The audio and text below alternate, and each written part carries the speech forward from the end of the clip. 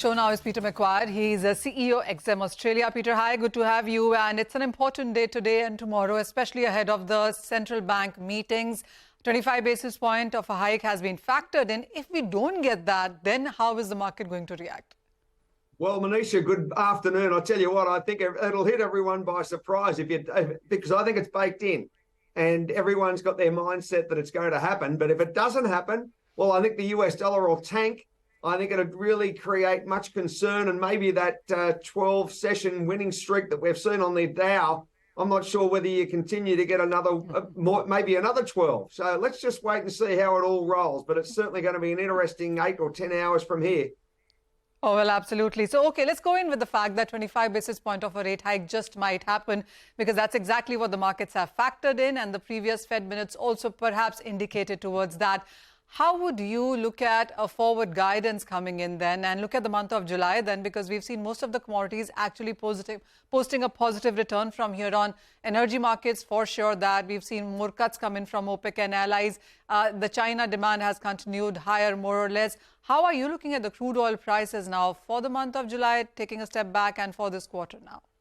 Well, we haven't got too long to go. We've got a weekend, and the next Monday's the 31st, and you've got $79.30 for Brent, $83.30 or so for WTI, I should say, and $83.30 for Brent. Possibly maybe another $1 up from here by end of month, Manisha, maybe $1.50. I think the momentum's to the upside. Let's see where that US dollar trades as well, because it's been very choppy and very volatile over the last week and a half.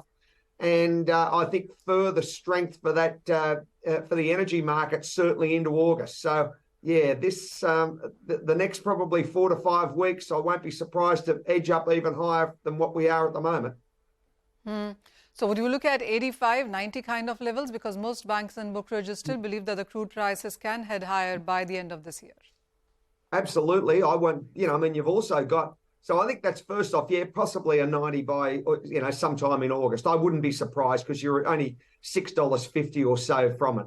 The second point is, of course, that you've got weather outages in the sense of hurricane season, and that really starts to gain momentum in the month of August. So you've only got to, if you had a bad hurricane season, in 3 or 4 weeks' time, then that can, or sooner, then that can really impact production. So, yes, at the moment, I think that it's edging higher. And I noticed the IMF, they've lifted, 3% target for growth for 2023. So, and they're pointing to the stability of the US. So, maybe we are looking for higher prices, Manisha. Okay. Higher prices, do you think, are coming in for metals too? Because even with China's focused stimulus measures, whether it has been about automobile buying or electronics and consumers, private sector, public sector, even the real estate sector still awaiting a lot of stimulus measures here. How would you look at how the metals have been for the month of July, and what's your forecast from here? Well, if I put my mind back over the last 24 hours, they've been pretty good, because I noticed zinc's up nearly best part of 3%. Copper was well bid up as well. That was up nearly 2%. So they've had a nice uptick. And I think that momentum, considering the stimulus measures coming from China, will point to a move upwards from here over the next month. So, yes, possibly back above, maybe above 9,000 for copper.